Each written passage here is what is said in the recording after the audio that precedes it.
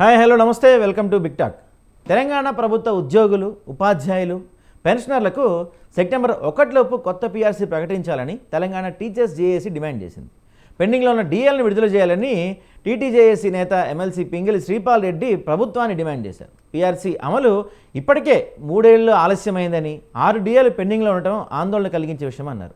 Pending సమస్యల పరిష్కారంలో జాప్యం వల్ల ఉపాధ్యాయుల్లో తీవ్ర అసంతృప్తి నెలకొందని చెప్పారు. పీఆర్సీ, డిఏ, సిపిఎస్ రద్దు, ఈహెచ్ఎస్ సేవలు, బదిలీల్లో పదోన్నతి వంటి కీలక అంశాల్లో ప్రభుత్వం మాట తప్పిందని మండిపడుతున్నారు.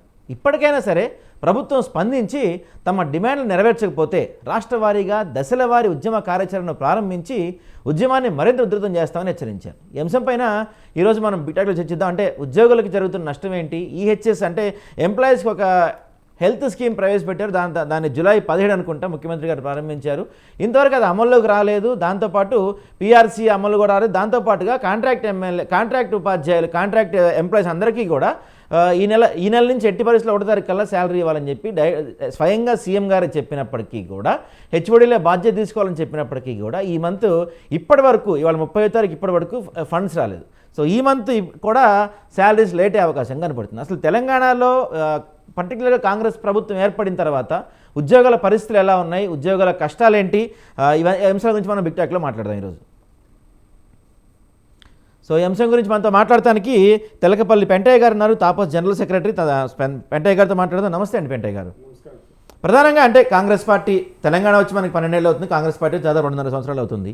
ఈ 2.5 సంవత్సరాల్లో మీరు ప్రధానంగా ఎదుర్కొంటున్న సమస్యలు ఏంటి? ముందుగా ఒక మంచి డిబేట్ను మొదలుపెట్టినందుకు స్వతంత్ర టీవీ ఛానల్ వారికి ప్రత్యేకమైనటువంటి ధన్యవాదాలు తెలియజేసుకుంటా ఉన్నాం.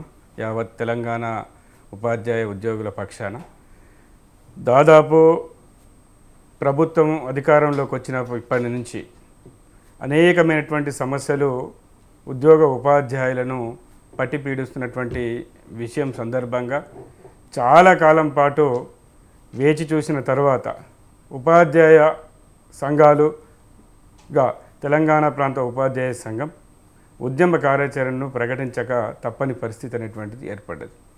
ఎందుకోసమంటే గత 3 సంవత్సరాల కాలం గడిచినప్పటికీ కూడా ఇప్పటి వరకు కూడా పీఆర్సీకి సంబంధించినటువంటి రిపోర్టును కూడా తెప్పించుకున్నటువంటి పరిస్థితి మనకు కనిపిస్తూ ఉంది. దాంతోపాటు దేశవ్యాప్తంగా మనం చూసుకుంటే ఏ రాష్ట్రంలో లేనటువంటి విధంగా 6 డిఏలను ప్రభుత్వం పెండింగ్లో పెట్టినటువంటి పరిస్థితి. దాంతోపాటు ప్రభుత్వం పరిధిలో జీపీఎఫ్ కావచ్చు, టీఏజీలకు సంబంధించినటువంటి అమౌంట్ కావచ్చు, చిన్న వాళ్ళు ఇస్తానన్నటువంటి సిపిఎస్, డిఏఏ ఇన్స్టాల్మెంట్స్కి సంబంధించినటువంటి బిల్లులు ఏవైతే కావచ్చు అవన్నీ కూడా పెండింగ్లో ఉన్నటువంటి పరిస్థితి కనిపిస్తూ ఉంది. 20-30 సంవత్సరాల పాటు వారి యొక్క ఉద్యోగ జీవితంలో అనేక మంది పేద, బడుగు, బలహీన వర్గాలకు సంబంధించినటువంటి పిల్లలకు విద్యా బోధన చెప్పి ఉద్యోగ విరమణ పొందినటువంటి ఉపాధ్యాయులు ఎవరైతే ఉన్నారో, ఉద్యోగులు ఎవరైతే ఉన్నారో వారికి చెల్లించాల్సినటువంటి కనీసం ఉన్నటువంటి విషయాలను కూడా ప్రభుత్వము పట్టించుకోకుండా, బిల్లులు చెల్లించకుండా, వాళ్ళు కోర్టులకు పోయినా కూడా ప్రభుత్వము వారిని నిర్లక్ష్యం చేస్తూ వాళ్ళ కుటుంబాలను వీధిన వేసేటువంటి పరిస్థితి కనపడుతుంది. దానికి క్షోభ చెందినటువంటి అనేక మంది పెన్షనర్స్ కూడా మానసిక క్షోభతోటి వాళ్ళు చనిపోయేటువంటి పరిస్థితికి ప్రభుత్వం కారణమవుతుందని చెప్పేసి అనుకుంటున్నాము. కింది స్థాయి నుంచి పై స్థాయి వరకు మనం ఆలోచన చేస్తే ఏ ఒక్క ఉద్యోగ ఉపాధ్యాయుడు కూడా సంతృప్తికరంగా లేడు.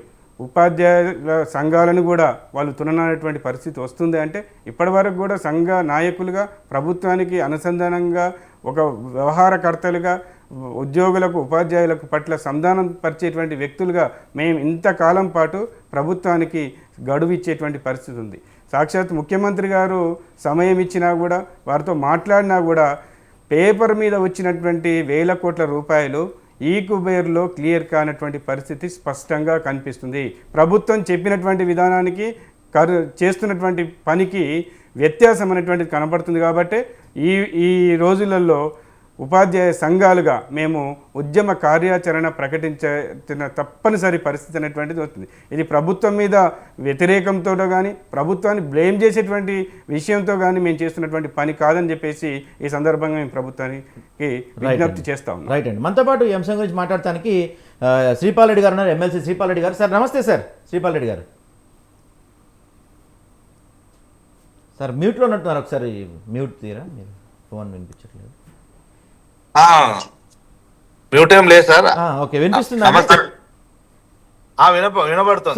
సో అంటే ఉద్యమం చేయక తప్పని పరిస్థితి ఏర్పడుతుంది. ఎందుకంటే చాలా వేచి చూసాం, చాలా సందర్భాల్లో సమయం ఇచ్చి చూసాం, కానీ ఇంకా గడువు దాటిపోతుంది, ఇంకా మేము ఉద్యమం చేయక తప్పని పరిస్థితి అని చెప్తున్నారు.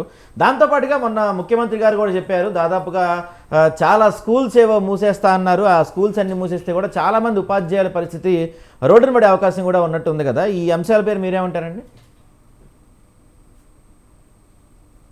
యాక్చువల్గా కాంగ్రెస్ పార్టీ మేనిఫెస్టోలో చాలా అంశాలు ఉద్యోగులకు సంబంధించి మరి అందులో పొందుపరిచి మరి ఇప్పుడు అధికారంలోకి వచ్చి దాదాపు 2.5 సంవత్సరాలు దాటింది. సో 2.5 సంవత్సరాలు అనేది మరి ఎనఫ్ టైం గవర్నమెంట్ అన్ని కూడా సర్దుకొని అన్ని కూడా ఇంప్లిమెంట్ చేయడానికి. కాబట్టి ఇవాళ ఏవైతే మీరు ఆ మేనిఫెస్టోలో అంశాలు చేర్చిండ్రో అవన్నీ కూడా మీరిచ్చిన హామీలే కాబట్టి వాటన్నిటిని మరి అవన్నీ కూడా న్యాయమైన డిమాండ్లే కాబట్టి అన్నిటిని నెరవేర్చాలని చెప్పి ఉద్యోగులు ఇవాళ మరి ఆ పిఆర్సీ సంబంధించి అప్పుడు ఆ రోజు 3 డిఏలు పెండింగ్ లో ఉండే, మరి మీరు రాగానే అన్ని డిఏలు క్లియర్ చేస్తామని చెప్పి మరి ఆ రోజు ముఖ్యమంత్రి గారు ఆనాటి ప్రతిపక్ష నాయకుడు మాట్లాడడం జరిగింది. కానీ ఇప్పుడు 6 డిఏలు పెండింగ్ లోకి పోయినాయి కాబట్టి, అంతేకాకుండా మరి వెంటనే పిఆర్సీ ఇంప్లిమెంట్ చేస్తామని ఆ మేనిఫెస్టోలో చెప్పడం, మరి ఇప్పుడు ఆ హామీని నిలబెట్టుకోమని మరి అందరు కూడా ఉద్యోగులు అడుగుతా ఉన్నారు. సో ఇప్పటి వరకు ప్రభుత్వానికి ఇచ్చిన టైం సరిపోతుందని చెప్పే భావన మరి ఇప్పుడు ఉద్యోగుల్లో ఉంది. మరి పాఠశాలలు తగ్గిస్తామని అనడం అనేది సరే, అది రేషనలైజేషన్ అనేది ఉపాధ్యాయ సంఘాలు కూడా చేయమని కోరుతా ఉన్నారు. ఎందుకనంటే చాలా స్కూళ్ళల్లో జీరో స్కూల్స్ అనేది, జీరో ఎన్రోల్మెంట్ ఉన్న కాడ స్కూల్ అవసరం లేదు. అట్లాంటి కొన్ని పాఠశాలలు అయితే ఆల్రెడీ అవి క్లోజ్ అయినట్టుగానే భావించాలి. అవి కాకుండా పాఠశాలల్ని కూడా అది మోయడం అనేది అది వీలు కాదు. ఎందుకంటే పాఠశాల అనేది అందుబాటులో ఉండాలి. మన విద్యా హక్కు చట్టం అదే చెప్తా ఉన్నది, అన్ని చట్టాలు కూడా అవే చెప్తా ఉన్నది, కోర్టు తీర్పులు కూడా అదే విధంగా ఉన్నాయి. కాబట్టి పాఠశాలను మూసివేయడం అనేది అంత సులభమైనటువంటి పనేం కాదు. సో పాఠశాలని పటిష్టం చేయాల్సిన బాధ్యత ప్రభుత్వం పైన ఉంది. ఆ దిశగా ప్రభుత్వాలు ప్రయత్నిస్తే మంచిది. ఇప్పుడు కూడా మరి ముఖ్యమంత్రి గారు విద్యాశాఖను నిర్వహిస్తా ఉన్నారు. సో వారి ఆధ్వర్యంలో మన ర్యాంక్ అయితే మెరుగుపడింది. ఇవాళ 28వ ర్యాంకు నుంచి భారతదేశ వ్యాప్తంగా 18వ ర్యాంకుకు మన రాష్ట్ర విద్యాశాఖ వచ్చింది. అంటే మన పాఠశాలలు మరి ఇప్పుడు ఆల్రెడీ ఉన్న పాఠశాలలు బాగా పర్ఫామ్ చేయబట్టే కదా, ఉపాధ్యాయులు మంచి పనితీరును కనబరచడం వల్లనే ఇవాళ ఉద్యోగ ఖాళీలు, ప్రమోషన్ల ద్వారా ఖాళీలు ఇవన్నీ కూడా భర్తీ చేయడం వల్లనే అవన్నీ కూడా సాధ్యమైనాయి. మరి ఈ విధంగా ఇప్పుడు ఉన్నటువంటి స్కూళ్ళను తగ్గించడము మరేదో ప్రయోగాలు చేస్తే మాత్రం ఆ విద్యాశాఖ మెరుగుపడదు. మరి అందరికీ విద్య లేకపోతే నాణ్యమైనటువంటి విద్య అనేది సాధ్యపడదు. కాబట్టి మరి ముఖ్యమంత్రి గారికి ఆలోచన మరి స్కూల్స్ తగ్గించాలనే దాంట్లో అది పూర్తిగా క్లారిటీ తోటైతే మరి మనకు ఇప్పటి వరకు అధికారిక సమాచారం ఏం లేదు. కాకపోతే రేషనలైజేషన్ అనేది ఉపాధ్యాయ సంఘాలు కూడా మరి కోరుకుంటా ఉన్నారు. రైట్ అండి. దాంతోపాటుగా శ్రీపాల్ రెడ్డి గారు దాంతోపాటుగా ప్రధానంగా వినిపిస్తున్న ఇంకో డిమాండ్ ఏంటంటే ఈహెచ్ఎస్ గురించి ప్రధానంగా వినిపిస్తుంది. అంటే ఈహెచ్ఎస్ కొంత ఎంప్లాయీస్ నుంచి కొంత కట్ చేసి అన్ని హాస్పిటల్స్లో అమలు చేసే విధానం ప్రారంభిస్తామని చెప్పారు. కానీ దానికి ఇంకా అంటే ప్రారంభోత్సవం జరిగింది కానీ ఇంకా రూపక దాల్చలేదు. అది దాని గురించి చాలా తీవ్రంగా వ్యతిరేకత వ్యక్తం అవుతా ఉంది. దానిపైన మీరేమంటారు దాని గురించి? వాస్తవమే సార్, మీరు చెప్పింది వాస్తవమే. ఎందుకంటే యాక్చువల్గా ఈహెచ్ఎస్ ప్రారంభించకన్నా ముందు ఒక విధి విధానాలు రూపొందించి ఆ పూర్తి గైడ్లైన్స్ విడుదల చేసి దానికి సంబంధించిన ప్రభుత్వ జీవోలు కూడా విడుదల చేసి అన్ని ప్రైవేట్ హాస్పిటల్ మేనేజ్మెంట్స్తో ఒక ఎంఓయు కుదుర్చుకొని ఒప్పందం కుదుర్చుకొని హాస్పిటల్లో వైద్య సేవలు ప్రారంభించిన తర్వాత మరి కాంట్రిబ్యూషన్ అనేది కట్ చేస్తే బాగుండేది. ఇవేవీ లేకుండా మరి ఉద్యోగుల నుంచి కాంట్రిబ్యూషన్ తీసుకోవడం అనేది సరైన విధానం కాదు. సరే, ఒక ప్రభుత్వం ఒక అడుగు ముందుకేసి మరి వాళ్ళ కాంట్రిబ్యూషన్ తీసుకుంది అంటే వెంటనే స్టార్ట్ చేస్తారు కావచ్చు అని చెప్పి అందరూ కూడా ఉద్యోగులు భావించి ఉన్నారు. కానీ మరి రేపు 3వ ఇన్స్టాల్మెంట్ కూడా కట్ కాబోతా ఉన్నది. మరి 3 ఇన్స్టాల్మెంట్లు కట్ అయినా కూడా ఇప్పటి వరకు ప్రభుత్వం ఏ ఒక్క ప్రైవేట్ హాస్పిటల్తో కూడా మరి ఎంఓయూ అనేది కుదుర్చుకోలేదు. ఎక్కడ కూడా మరి వైద్య సేవలు అందడం లేదు. మరి ఇప్పటికే 2 సార్లు మరి కాంట్రిబ్యూషన్ అందించిన ఉద్యోగులు కూడా చాలా మంది చికిత్స కోసం హైదరాబాద్ వచ్చి మరి ఏదైనా హాస్పిటల్ పోతే మాకు ఇక్కడ ఎలాంటి అధికారిక ఉత్తర్వులు మరి వాళ్ళు వెనుదిరిగి, ఇది సరైన విధానం కాదు. మరి ఇవాళ కూడా మేము చీఫ్ సెక్రటరీ గారిని కలిసినాం. త్వరలోనే మరి వెంటనే మరి ఇవాళ మార్నింగ్ మేము కలిసినాము. మరి వెంటనే ఇది అమల్లోకి తీసుకురావాలని అనుగుణంగా సిఎస్ గారు రేపు ఈహెచ్ఎస్ కమిటీ మీటింగ్ పెట్టడం జరిగింది. మరి ఒక 2 రోజులలో ప్రైవేట్ హాస్పిటల్స్తో కూడా పూర్తి అవగాహనకు వచ్చి దాదాపుగా ఆగస్టు 1 లేదా 2వ తేదీ నుంచి మరి పూర్తిగా హెల్త్ స్కీమ్ ఇంప్లిమెంట్ చేసే అవకాశం ఉంది. సరే, ఇప్పటికైతే ఆలస్యమైన మాట వాస్తవం, అది జరగాల్సి లేకుండే కానీ ఆలస్యమైంది. సరే, ఆలస్యమైనా కూడా ఈ హెల్త్ స్కీమ్ అనేది ఒక మంచి స్కీమ్ కాబట్టి అది అమల్లోకి వస్తే ఉద్యోగుల ఉపాధ్యాయులందరికీ కూడా ఒక మంచి ఒక విజయం, వాళ్ళు సాధించుకున్న డిమాండ్లలో ఒక మంచి గొప్ప విజయం అని చెప్పి నేను భావిస్తా ఉన్నాను. రైట్ అండి, రైట్, మాట్లాడదాం. ఎందుకంటే ఆల్రెడీ ఉద్యోగులకి ఎప్పటి నుంచో ఈఎస్ఐ మనకు కట్ అవుతుంది, దాంతోపాటు ఆరోగ్యశ్రీ కూడా ఉన్నాయి. అయినప్పటికీ హాస్పిటల్స్లో పరిస్థితి ఎలా ఉంది, గ్రౌండ్లో పరిస్థితి ఎలా ఉందని అందరికీ తెలిసిందే. సో ఈ ఉపాధ్యాయుల అంశం, ప్రభుత్వ ఉద్యోగుల అంశం, వీళ్ళ హెల్త్ స్కీమ్ గవర్నమెంట్ స్టార్ట్ చేసి ఇంకా అమలు చేయబోయే అంశం, ఇలాంటి అంశాలన్నింటిపైన కూడా మనతో మాట్లాడటానికి పొలుగం దామోదర్ రెడ్డి గారు ఉన్నారు, PRT state president. Damodar Reddy గారు నమస్తే అండి. నమస్తే. సో దామోదర్ రెడ్డి గారు, అంటే అంటే ఇందాక మనం మాట్లాడుకున్నాం, ఈహెచ్ఎస్ ఆల్రెడీ ఇప్పటికి 3 టర్మ్స్ కట్ అయింది, ఇంతవరకు అది అమలు జరగలేదు. దాంతోపాటుగా అంటే ఆల్రెడీ మనకున్న ఈఎస్ఐ వీటన్నిటికన్నా ఈహెచ్ఎస్ ఏంటి స్పెషల్? ప్రైవేట్ హాస్పిటల్స్ అన్ని దీనికి ఒప్పుకున్నాయా? అంతే, ఏం గైడ్ లైన్స్ రిలీజ్ చేయకుండా దీన్ని అనౌన్స్ చేసేసారు కదా. మీ ఉద్యోగుల ఇదేంటి, దీనిపైన మీ ఒపీనియన్ ఏంటి?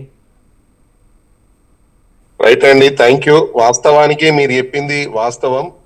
ఎందుకంటే ఎంప్లాయీ హెల్త్ స్కీమ్ అనేది మొదటగా ఉత్తర్వులు ఇచ్చి గైడ్ లైన్స్ విడుదల చేసి హాస్పిటల్ యాజమాన్యంతో ఎంఓయూ కుదుర్చుకొని తదుపరి డిడక్షన్ చేసి ట్రీట్మెంట్ స్టార్ట్ అయితే బాగుండేది. కాకపోతే గౌరవ ముఖ్యమంత్రి గారు ఇచ్చిన హామీ మేరకు జూన్ 2 నుంచి అమలు చేయాలనే ఆలోచనతోటి మరి అధికారులు కొంత కోఆర్డినేషన్ లేకపోవడం వల్ల ఫైనాన్స్ డిపార్ట్మెంట్ కావచ్చు, మన ఆరోగ్య శాఖ కావచ్చు, సో కొంత కోఆర్డినేషన్ లోపం వలన కొంత ఆలస్యమైన మాట వాస్తవం. ఇది జూన్ మాసము, జూలై మాసము, మరి మే మాసం 3 నెలల నుంచి డిడక్షన్ అవుతా ఉంది. సరే, అమౌంట్ అయితే ట్రస్ట్ అకౌంట్కే జమ అయిందండి, ఎక్కడ కూడా మిస్యూజ్ లేదు, దాంట్లో ఏమి ఇబ్బంది లేదు. ఎందుకంటే ఇప్పటికే 2 నెలల అమౌంట్ ట్రస్ట్ కు ట్రాన్స్ఫర్ చేయడం జరిగింది. ముఖ్యంగా ఈ ఈహెచ్ఎస్ కు విషయానికి వచ్చినట్టయితే గతంలో ఎంప్లాయీ స్కీమ్ అనేది ఉచితంగా ప్రభుత్వం నిర్వహించింది. కాకపోతే మీకు తెలియదు కాదు, హాస్పిటల్ యాజమాన్యాలు ప్రభుత్వం ఇన్ టైంలో పేమెంట్ చేయకపోవడం వల్ల, ట్రీట్మెంట్ సరిగ్గా జరగకపోవడం వల్లనే వాళ్ళు ఇచ్చే ప్యాకేజెస్ అంటే ఆసుపత్రులు అనుకున్న విధంగా ఉండకపోవడం చేత ట్రీట్మెంట్ సరిగ్గా చేయలేకపోయారు. లేదంటే బెడ్స్ ఖాళీ లేవని, లేదంటే వార్డులు లేవని, లేదంటే మీరు ₹1,00,000 ప్యాకేజ్ ఉంటే మీరు ఇంకో 50,000 అదనంగా కట్టినట్టయితే ట్రీట్మెంట్ చేస్తామని, ఇలాంటి అనేక అవరోధాలు ఎదుర్కొన్నాం. కాబట్టి ఈరోజు మేము కాంట్రిబ్యూషన్ ఇస్తాం, ప్రభుత్వం కూడా కాంట్రిబ్యూషన్ ఇచ్చినట్టయితే ట్రీట్మెంట్ జరుగుతుందనే ఒక సదుద్దేశంతో ఎంప్లాయీ హెల్త్ స్కీమ్ ముందుకు తీసుకురావడం జరిగింది. దీంట్లో భాగంగానే ఈరోజు ఉద్యోగుల చందా, ప్రభుత్వ చందా మొత్తం సంవత్సరానికి ₹1,056 కోట్ల ఎస్టిమేషన్ వేయడం జరిగింది. దీంట్లో గతంలో ఈహెచ్ఎస్ కావచ్చు, మరి మెడికల్ రియంబర్స్మెంట్ కావచ్చు, ప్రభుత్వం ఒక ₹600 కోట్ల సంవత్సరానికి ఖర్చు చేసింది ఇప్పటి వరకు 3 సంవత్సరాలుగా. యావరేజ్ చేస్తే. కాబట్టి 1000 పైచిలకు కోట్ల రూపాయలతో కొంత బ్రహ్మాండంగా నిర్వహించవచ్చు అని చెప్పి ఎస్టిమేషన్ వేయడం చేత ఈ రోజు మేమందరం కూడా 1.5 రేషియో కూడా ఒప్పుకోవడం జరిగింది. అయితే ఇది స్ట్రీమ్ లైన్ లోకి వస్తే దీనంత మంచి స్కీమ్ ఇంకొకటి లేదండి. ప్రైవేట్ ఇన్సూరెన్స్ల కన్నా బాగా ఉంటది.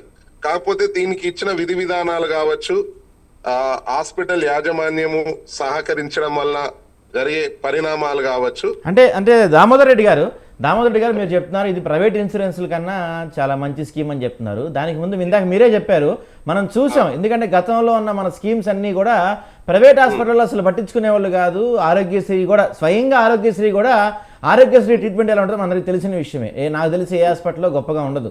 చాలా కార్పొరేట్ హాస్పిటల్లో చాలా పెద్ద వాటికి ఆరోగ్యశ్రీ యాక్సెప్ట్ చేయట్లేదు. ఇప్పుడైతే అసలు మొత్తానికి యాక్సెప్ట్ చేస్తలేదు. ఆరోగ్యశ్రీ ఉందో లేదో డౌట్ ఇప్పుడు చాలా చోట్ల. సో ఇలాంటి చోట్ల ఈ ఈహెచ్ఎస్ స్కీమ్ని ప్రైవేట్ హాస్పిటల్స్ ఒప్పుకోకపోతే గవర్నమెంట్ ఏమన్నా చేయగలుగుతుందా? చేసే పరిస్థితులు గవర్నమెంట్ ఉందా? లేదండి. యాక్చువల్లీ మీరు ఒక్కటి ఇక్కడ గమనించాల్సిన అంశం ఏంటంటే, దేశ ప్రభుత్వము సెంట్రల్ గవర్నమెంట్ హెల్త్ స్కీమ్ ని ఇంప్లిమెంట్ చేస్తుంది, సిజిహెచ్ఎస్. ఇప్పుడు హైదరాబాద్ లోని హాస్పిటల్స్ కావచ్చు, తెలంగాణ రాష్ట్రం కావచ్చు, దేశంలోని అన్ని రాష్ట్రాలు కావచ్చు, సిజిహెచ్ఎస్ ని ఆల్రెడీ ఇంప్లిమెంట్ చేస్తా ఉన్నాయి. ఇక్కడ స్టేట్ గవర్నమెంట్ కూడా ఎంప్లాయ్ హెల్త్ స్కీమ్ లో సిజిహెచ్ఎస్ ని అడాప్ట్ చేసుకుంది ఇక్కడ. సో అక్కడ ఏదైతే సిజిహెచ్ఎస్ అడాప్ట్ చేసుకుందో అదే విధానం ఇక్కడ అవలంబిస్తా ఉన్నారు. కాబట్టి దీంట్లో సిజిహెచ్ఎస్ ఏ విధంగా నడుస్తుంది, క్రమశిక్షణతో డిసిప్లిన్ గా రన్ అవుతా ఉంది. సో అదే విధానం అడాప్ట్ చేసుకున్నప్పుడు ఇక్కడ కూడా హాస్పిటల్ అదే విధానాన్ని అవలంబిస్తాయి. కాబట్టి దీని స్ట్రీమ్ లైన్ ఎందుకు ఇక్కడ హాస్పిటల్ యాజమాన్యం ఇంకా కొంత వెనుక వేస్తున్నారు అంటే దానికి గల కారణం ఏంటంటే, గతంలో ఉన్న బకాయిల చెల్లింపులు ప్రభుత్వం ఈ టైంలోనైతే చెల్లిస్తుంది అనే ఆలోచనతోటి కొంత ఆసుపత్రి యాజమాన్యం ఉంది. అందుకే మేము మొన్న ఆర్థిక శాఖతో సమావేశమైన సందర్భంలో వాళ్ళకున్న బకాయిలు చెల్లింపులు పేమెంట్స్ ఇమీడియట్ చేయమని చెప్పడం జరిగింది. సో నిన్నటి రోజు ఆల్మోస్ట్ వాళ్ళు ఒక 50% నిన్న ఈ రోజు చెల్లింపు పేమెంట్స్ జరిగినాయి. కాబట్టి రేపు మీటింగ్ ఉందండి హెల్త్ బోర్డ్. నేను కూడా one of the health board మెంబర్ని. కాబట్టి రేపు సమావేశం ఉంది మధ్యాహ్నం 3 గంటలకి. మేము ఆల్రెడీ ఒక గైడ్ లైన్స్ ని ఇప్పటికే డ్రాఫ్ట్ గైడ్ లైన్స్ ను కొంత ఫ్రేమ్ చేయించడం జరిగింది. సో అప్రూవల్ అయితే జియో వస్తుంది. జియో వచ్చిన తర్వాత ఆల్మోస్ట్ ఆల్ ఇప్పుడు టీషా గ్రూప్ యాజమాన్యము ఎవరైతే అసోసియేషన్ ఉందో దాంట్లో సగం ఆసుపత్రులు ఇప్పటికే చేయడానికి మొగ్గు చూపాయి. దాంట్లో భాగంగానే కాంటినెంటల్ హాస్పిటల్ కావచ్చు, కిమ్స్ హాస్పిటల్ కావచ్చు, ఇట్లాంటి హాస్పిటల్ యాజమాన్యం మాతో కూడా మాట్లాడడం జరిగింది. వాళ్ళు కూడా ఒప్పుకున్నారు. కాకపోతే ఒకటి ఏంటంటే, స్ట్రీమ్ లైన్ పడితే బాగుంటదండి. స్ట్రీమ్ లైన్ పడినాక 100% ట్రీట్మెంట్ అనేది జరిగినట్టయితే, ఇక్కడ ఇంకొకటి ఏంటంటే ప్రభుత్వం అటానమస్ బాడీ ఇచ్చింది హెల్త్ ట్రస్ట్ ను, కంప్లీట్ అటానమస్. ఇది ప్రభుత్వానికి ఏం సంబంధం లేదు. ప్రభుత్వం 1.5 షేర్ ఇస్తుంది, ఉద్యోగులు 1.5 షేర్ ఇస్తారు.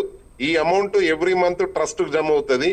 ఆ ట్రస్ట్ అనేది ఎవ్రీ మంత్ పేమెంట్స్ అంతా కూడా హాస్పిటల్ కు చెల్లించాలి. ట్రీట్మెంట్ అనేది గతంలో ఉన్నటువంటి ఉత్తర్వులకు అనుగుణంగా కొన్ని మార్పులు జరిగినాయి. ఆ మార్పులు రేపు ఉత్తర్వు రూపంలో వస్తే 100% ప్రమాణంగా జరుగుతుందండి. కాకపోతే స్ట్రీమ్ లైన్ లో కావాలి. రైట్ అండి, ఒక్క నిమిషం. రైట్, వేణుగోపాల్ గారు ఉన్నారు మనతో ఈ అంశం గురించి మాట్లాడతాక. ఆయన టీచర్ వేణుగోపాల్ గారు. గుడ్ ఈవినింగ్ అండి. నమస్తే సార్. ఆల్రెడీ అంటే ఇందా నుంచి మీరు వింటున్నారు, ఆల్రెడీ ఇప్పటికి 3 టర్మ్స్లో ఇది కట్ అయింది. అంటే అమలు కావడానికి కొంత స్ట్రీమ్లైన్ అవ్వడానికి లేట్ అవుతుంది, కానీ అయిన తర్వాత ఇది ఒక అద్భుతమైన పథకం అని చెప్తున్నారు. దీంతో పాటుగా మనం పిఆర్సీ గురించి, డిఎల్ గురించి కూడా డిస్కస్ చేస్తున్నాం. యాజ్ ఏ టీచర్గా మీ ఒపీనియన్ ఏంటి సార్? సంతోషం సార్. నా పేరు సొనగంటి వేణుగోపాల్, నల్గొండ జిల్లా స్కూల్ అసిస్టెంట్ బయోసైన్స్. అయితే అది ఒక్క అంశమే, ఒకటి రెండు అంశాలే మాట్లాడదాం ఈహెచ్ఎస్ గురించి. అయితే గత 10 సంవత్సరాల కిందనే ఈహెచ్ఎస్ కార్డ్స్ ఇచ్చారు, హెల్త్ కార్డ్స్ ఇచ్చారు. అవి ఏ హాస్పిటల్లో కూడా పనికిరాని సందర్భం మనం చూసినాం. ఇప్పుడు ఒక లైవ్గా జరిగిన ఇన్సిడెంట్స్ చెప్తా. ఒక 2 days కిందనే మా బ్రదరు ఒక కార్పొరేట్ ఆసుపత్రిలో జాయిన్ అయ్యాడు. ప్రైవేట్ ఇన్సూరెన్స్, పేర్ హెల్త్ అని ప్రైవేట్ ఇన్సూరెన్స్. వాళ్ళు తొందరగా అప్రూవల్ చేయకపోవడం వల్ల ఇంకొక హాస్పిటల్కి, ఓజోన్ హాస్పిటల్కి షిఫ్ట్ చేయడం జరిగింది. ఆరోగ్యశ్రీ కార్డు ఉపయోగించుకొని ఇమీడియట్గా హార్ట్ ఆపరేషన్ అయ్యింది, స్టెంట్ వేసారు. ఓకే, నేనేమంటున్నానంటే ఇన్ని సంవత్సరాలుగా ప్రభుత్వం మనకి ఎందుకు ఈ ఈహెచ్ఎస్ పేరు మీద మనం మభ్య పెడుతున్నది? ఇప్పుడు 10 years కిందనే ఈ ఈహెచ్ఎస్ కార్డు వచ్చింది, అది ఇంప్లిమెంట్ కాలేదు, ఫెయిల్ అయినది. అదొక ఫెయిల్యూర్ స్టోరీ. మళ్ళీ ఇప్పుడు 1.5 ఈ ప్రీమియం కట్ చేసుకుంటారు, త్రీ మంత్స్ నుంచి కట్ చేసుకుంటున్నారు. కానీ దాని విధి విధాన గైడ్ లైన్స్ లేవు. మొదటైతే కట్ చేసేది, ఇప్పటికి కూడా దాని మీద స్పష్టత లేదు. ఏ రెఫరల్ హాస్పిటల్స్ లేవు, గైడ్ లైన్స్ లేవు. టీచర్లు మొత్తుకుంటున్నారు. అసలు ఉపాధ్యాయ సంఘాలను కూడా తూర్పారబట్టిన పరిస్థితి. ఉపాధ్యాయ సంఘాలు మిత్రుడు వెంటయ్య గారు చెప్పారు, ఉపాధ్యాయ సంఘాలను కూడా తూర్పారబట్టిన పరిస్థితి ఉన్నది. అది ఇంకా ఇప్పటికి కూడా 3 నెలల ఈఎంఐ కట్ అయిపోయింది, ప్రీమియం కట్ అయిపోయింది, ఇప్పటికి కూడా లేదు. ఇది ఒక ఎగ్జాంపుల్. మా బ్రదరే ఆరోగ్యశ్రీ ఉపయోగించుకుంటూ, ప్రభుత్వం మాకు ఏమొద్దండి, ఏహెచ్ఎస్ ఈ ప్రీమియం వద్దు, ఏదొద్దు, ఆరోగ్యశ్రీ కార్డు ఒకటి అని మేము ఏ స్కీమ్స్ ఉపయోగించుకోం, ఒక హాస్పిటల్ వరకే ఉపయోగించుకుంటాం. ఇక దానికి ఏం పేరు పెడతారో పెట్టండి, ఆరోగ్యశ్రీ అని పెడతారా, ఇంకా ఏహెచ్ఎస్ అని పెడతారా, ఈ ప్రీమియంలు ఎందుకు కట్ చేయాలి? మా దగ్గర డబ్బు తీసుకొని మీకే హెల్త్ కార్డు ఇస్తున్నామని బాగా ఎందుకు ఊదాలి ప్రభుత్వం? ఇది అనేది నా ఉద్దేశం. ఇంకొకటి అయితే మెడికల్ రీయింబర్స్మెంట్ విషయంలో మా అత్తయ్య గారికి, మా అత్తగారికి సంవత్సరంన్నర కింద ఆమెకు పెద్ద సర్జరీ అయింది. అయితే ప్రభుత్వం నిబంధన ఏందనంటే 6 నెలల లోపుగా బిల్లు సబ్మిట్ చేయాలని. ఆమెకు 75 సంవత్సరాలు, పెద్ద ఊర్లో అక్కడెక్కడో మారుమూల ప్రాంతంలో ఉంటుంది. ఆమెకు వచ్చిన జబ్బుకు సంవత్సరం దాకా బెడ్ మించి లేవదు. లేట్గా బిల్ సబ్మిట్ చేస్తే ఏమంటారు అంటే ఇది రిజెక్టెడ్ అని అంటున్నారు. అయితే నిబంధనలు మాకే వర్తిస్తాయా? లిమిటేషన్ మాకే వర్తిస్తుందా? మీకు వర్తించదా? ఇప్పుడు రిటైర్ అయిన టీచర్లు 2 సంవత్సరాల నుంచి 3 సంవత్సరాల నుంచి కోర్టుల చుట్టూ తిరుగుతున్నారు. మరి మీరేమైనా వడ్డీ కట్టిస్తున్నారా వాళ్ళకు? మాకు బిల్లు ఇవ్వమంటున్నాం కదా, మా బిల్లు మీరు ఇచ్చేది 2 లక్షలే. 10 లక్షల వైద్యం చేయించుకున్నా కానీ మీరు ఇచ్చేది 2 లక్షలే. ఈ 2 ఎగ్జాంపుల్స్ చెప్తున్నాం. ఇంకోటి ఏంటంటే ఆరోగ్యశ్రీ మాకు ఏమని చెప్తున్నాం, మాకు ఏ స్కీమ్స్ వద్దు, కళ్యాణ లక్ష్మి వద్దు, ఇంకా వేరే ఏ స్కీమ్ కూడా వాడం, మేము హాస్పిటల్ వరకే వాడతాం. ఆ ఏం కార్డు ఇస్తారో ఇవ్వండి మాకు, ఇది మా ఉద్దేశం. అయితే ఉపాధ్యాయులకు అతిరథ మహారథులు ఉన్నారు, అందరికీ నమస్కారం అన్న. అయితే నేను ఏమంటున్నంటే ఇవన్నీ కూడా దేవిరించుకోవాల్సిన పరిస్థితి ఎందుకు వచ్చిందంటే మన దగ్గర యూనిట్ లేదు, ఉపాధ్యాయ సంఘాలలో యూనిట్ లేదు. ఎప్పుడైనా ఏ ఉపాధ్యాయ సంఘం ఎజెండాలైనా కానీ ప్రభుత్వ బడి ఉందా అని అడుగుతున్నా. ఈ ప్రశ్న నేను చాలా సంవత్సరాల నుంచి అడుగుదాం అనుకుంటున్నా. ఈ వేదికగా నేను అడుగుతున్నా మిత్రులారా, ఏ ఉపాధ్యాయ సంఘం ఎజెండాలైనా ప్రభుత్వ బడి ఉందా? సేవ్ గవర్నమెంట్ స్కూల్ అని ఉందా? ఉమ్మడి మీరు చేసి మన హక్కుల కోసం, మన డిఏల కోసం, పిఆర్సీ కోసం మనం జేఏసీలు ఏర్పాటు చేస్తాం కదా, 2, 3 జేఏసీలు ఏర్పాటు చేస్తాం కదా. కానీ ఒక ఉమ్మడి కార్యాచరణ సేవ్ గవర్నమెంట్ స్కూల్స్ అని చెప్పేసి మనం ఎందుకు ప్రభుత్వ బడిని బలోపేతం చేయం? మనం బలోపేతం అయితే, బడి బలోపేతం అయితే మన ఉద్యోగ భద్రత ఉంటుంది. 27 స్కూళ్ళ నుంచి 4000 స్కూళ్ళు రావు సార్. అది ఈ క్యాప్షన్స్ వాళ్ళు ఎందుకు తీసుకున్నానంటే ఇలా పాపం తలా పిడికడు అంటాం కదా. ఈ పాపం ఉపాధ్యాయులలో ఉంది, ఉపాధ్యాయ సంఘాల పాత్ర ఉంది, ప్రభుత్వం పాత్ర ఉంది, అందరి పాత్ర ఉంది. ఇలా ప్రభుత్వ బడి పతనం కావడానికి ఇందరి పాత్ర ఉంది సార్. ఇక్కడ మూలం ఏందో అక్కడ గమనిద్దాం. మనం ఇలా దేవిరించుకోవాల్సిన పరిస్థితి. డిఏలు కావాలండి, పిఆర్సీలు కావాలి, ఈహెచ్ఎస్ ఇవ్వండి, ఇదంతా కాదు. ప్రతి గ్రామంలో ప్రభుత్వ బడి బలోపేతం అయితే ప్రభుత్వాలు దిగొస్తాయి. మనం ఎందుకు భాగస్వామ్యం చేయం? సమాజాన్ని ఎందుకు భాగస్వామ్యంలో చేయం? మనం టీచర్లం కదా. రైట్ ఒక్క నిమిషం అండి వేణుగోపాల్ గారు, ఒక్క నిమిషం. తిరుపతి గారు, టీపీడీఎఫ్ నాయకులు తిరుపతి గారు ఉన్నారు. తిరుపతి గారు మీరు చెప్పండి. అంటే ఇక్కడ వేణుగోపాల్ గారు ఈ ఈహెచ్ఎస్తో పాటు 2 ఇంట్రెస్టింగ్ అంశాలు తీసుకొచ్చారు. ప్రధానంగా టీచర్లను మనం ఎందుకు, అంటే ఆయన కొంచెం నీట్గా చెప్పారు, నేను కొంచెం పచ్చిగా చెప్తున్నా, మనం ఎందుకు అన్నిటికీ బెగ్ చేసుకోవాల్సిన పరిస్థితి? ప్రభుత్వాన్ని ప్రతిదాని కోసం, పిఆర్సీ కోసం, లేకపోతే ఈహెచ్ఎస్ కోసం, లేకపోతే డిఆర్ కోసం, అన్ని కోసం మనం ఎందుకు బెగ్ చేసుకోవాల్సిన పరిస్థితి ఎందుకు వచ్చింది? ఇది మనలో లోపమా, లేకపోతే ఎందుకు మనం చులకనైపోయాం ప్రభుత్వానికి? ఒకటి. తర్వాత మన అజెండాలో రకరకాల అంశాలు ఉంటున్నాయి, కానీ ఎక్కడా కూడా సేవ్ గవర్నమెంట్ స్కూల్స్ అనే అంశం మన ఎజెండాలో లేదు. స్కూల్స్ క్లోజ్ అవడానికి కూడా మనం కూడా కొంత కారణమా అని అడుగుతున్నారు. ఏమంటారు మీరు దానికి? నమస్తే సార్. నమస్తే. ముందుగా స్వతంత్ర టీవీ వారికి తెలంగాణ ప్రోగ్రెసివ్ టీచర్స్ ఫెడరేషన్ పక్షాన ఉపాధ్యాయ విద్యారంగ సమస్యల మీద చర్చను కొనసాగిస్తూ నిర్వహిస్తున్నందుకు మీకు టీపీటీఎఫ్ పక్షాన ధన్యవాదాలు తెలియజేస్తా ఉన్నాం సార్. ప్రధానంగా కొట్లాడి తెచ్చుకున్నటువంటి ఎన్నో ఆకాంక్షలు, ఆశయాలతోటి తెచ్చుకున్నటువంటి తెలంగాణ రాష్ట్రం ఏర్పాటు అనంతరం దాదాపుగా 10 సంవత్సరాల పాటు ఉపాధ్యాయ విద్యారంగ సమస్యలను పరిష్కరించడంలో గత ప్రభుత్వము పూర్తిగా వైఫల్యం పొందింది. కనీసంగా ఉన్నటువంటి ఉపాధ్యాయ సమస్యలను పరిష్కరించవలేదు. ఇవాళ ఎంతోగానో మెరుగ్గా కొనసాగుతుందనేటువంటి ఆశతోటి ఎదురు చూసినటువంటి విద్యార్థులకు, ప్రజలకు, ఉపాధ్యాయులకు విద్యారంగంలో ఏమాత్రం మార్పులు తీసుకురాకుండా విద్యారంగంలో పూర్తిగా ఒక విధ్వంసాన్ని సృష్టించినటువంటి చరిత్రను మనం గత 10 ఏళ్లలో చూసినాం. ఆ తదనంతరము ఇప్పుడు ఉన్నటువంటి ప్రభుత్వము ఎన్నికల సందర్భంలో ఉపాధ్యాయులకు, ప్రజలకు, విద్యారంగం పట్ల అనేక రకాలైనటువంటి హామీలు ఇచ్చింది. ప్రధానంగా ఉపాధ్యాయులకు సంబంధించి మేము అధికారంలోకి వచ్చిన వెంటనే సిపిఎస్ సమస్యను మేము వెంటనే అంతం చేస్తామని చెప్పారు. దాంతో పాటుగా పెండింగ్ లో ఉన్నటువంటి డిఏలను వెంటనే విడుదల చేస్తాం. ఇవాళ పిఆర్సీని 6 నెలల్లో అమలు చేస్తామని ప్రకటించిండ్రు. దీంతో పాటుగా ఇవాళ పాఠశాలలు మూసివేయడం ఏంది, పాఠశాలలు ప్రతి గ్రామ పంచాయతీలో ఉండాలి కదా. మేము అధికారంలోకి వచ్చిన తర్వాత స్వయంగా ఇవాళ ఉన్నటువంటి ముఖ్యమంత్రి గారు అధికారంలోకి రాకముందు, అధికారంలోకి వచ్చిన తర్వాత ప్రతి గ్రామ పంచాయతీకి ఒక పాఠశాలను మేము నెలకొల్పుతాము, మళ్ళీ పునరుద్ధరిస్తాము మూసివేసినటువంటి పాఠశాలని స్వయంగా మొత్తం తెలంగాణ సమాజం ముందే తెలియజెప్పినటువంటి పరిస్థితులు ఉన్నాయి. దాంతో పాటుగా కస్తూర్బా గాంధీ బాలికల విద్యాలయంలో పనిచేస్తున్నటువంటి ఉపాధ్యాయులను ఇక్కడ హన్మకొండలో ఒక ధర్నా సమావేశానికి హాజరయ్యి ఒక ఛాయ్ తాగేటువంటి లోపలనే మిమ్మల్ని అందరినీ కూడా రెగ్యులరైజ్ చేసి మీకు ఉద్యోగ భద్రత కల్పిస్తాము అని చెప్పినటువంటి వారు ఇవాళ అధికారంలోకి ఉండి ఏ ఒక్క సమస్యను కూడా పరిష్కరించలేనటువంటి సందర్భం ఉంది. ఇవాళ 25 జీవో విద్యారంగంలో అమలు చేస్తూ ఉన్నారు. ఈ 25 జీవో ప్రకారము ప్రాథమిక పాఠశాలల్లో పూర్తిగా విద్యారంగాన్ని నిర్వీర్యం చేసేటువంటి పరిస్థితి తప్ప ఇది ఒక అశాస్త్రీయంగా ఉన్నటువంటి జీవో. ఇది హేతుబద్ధీకరణ జీవో అని వాళ్ళ ఉపాధ్యాయుల మీద రుద్దుతూ విద్యారంగాన్ని సర్వనాశనం చేస్తూ ఉన్నారు. ఇందులో అసలు హేతుబద్ధత లేనటువంటి ఈ జీవో ఇవాళ ప్రధానంగా ఈ రాష్ట్రం వచ్చిన తర్వాత ఇవాళ ప్రభుత్వము పదే చెప్తా ఉన్నది, ఉపాధ్యాయులకు నెల 1వ తారీఖునే మేము జీతం ఇస్తా ఉన్నాం, ఉపాధ్యాయులకు ప్రమోషన్లు ఇచ్చినాం, ఉపాధ్యాయులకు బదిలీలు నిర్వహిస్తున్నామని ప్రభుత్వం చెప్తా ఉంది. ఇది ఈ ప్రభుత్వం చేయొచ్చు, కానీ ఉపాధ్యాయులు పనిచేసిన తర్వాత నెల 1వ తారీఖునే జీతం తీసుకోవడం అనేటువంటిది మా యొక్క హక్కు. అది ఇవాళ ఉపాధ్యాయులకు ప్రమోషన్లు బదిలీలు చేయడం అనేటువంటిది ప్రభుత్వాల యొక్క బాధ్యత. ఇంకా ఈ ప్రభుత్వానికి తెలుసో లేదో గత కాంగ్రెస్ ప్రభుత్వం రాజశేఖర రెడ్డి గారు ఉన్నప్పుడు సంవత్సరానికి ఒకసారి కాదు, ప్రతి నెల కూడా ఉపాధ్యాయులకు ఖాళీలైనటువంటి వెంటనే ప్రమోషన్ల ద్వారా ఆ ఖాళీలను భర్తీ చేసేటువంటి ఒక విధానం కూడా రాజశేఖర రెడ్డి గారి ప్రభుత్వంలో ఉండేది. ఇప్పటికీ ఇవాళ ఈ ప్రభుత్వము ప్రతి నెల కాదు కదా, ప్రతి సంవత్సరం కూడా ప్రమోషన్లు ఇవ్వనటువంటి పరిస్థితి ఇవాళ కనబడతా ఉన్నది. కాబట్టి ఇవాళ ప్రభుత్వము అనేక రకాలైనటువంటి సమస్యలను ఇవాళ తాత్సారం చేస్తూ ఉన్నది. స్వయంగా ముఖ్యమంత్రి గారే ఉపాధ్యాయ ఉద్యోగ సంఘాలతోటి తన ఇంటి వద్ద సమావేశాన్ని ఏర్పాటు చేసి జూన్ 1వ తారీఖు నాడు ఉపాధ్యాయులందరికీ, ఉద్యోగులందరికీ కూడా హెల్త్ కార్డ్స్ ఇస్తామని స్వయంగా ప్రకటించింది. వెంటనే పిఆర్సీని కూడా అమలు చేస్తామన్నటువంటిది కూడా గౌరవ ముఖ్యమంత్రి గారే ప్రకటించారు. అంటే ఇవాళ ఉపాధ్యాయ సంఘాలుగా గౌరవ ముఖ్యమంత్రి గారు ప్రకటించినటువంటి మాటను విశ్వాసంలోకి తీసుకోవాల్సినటువంటి అవసరం ఉంటది.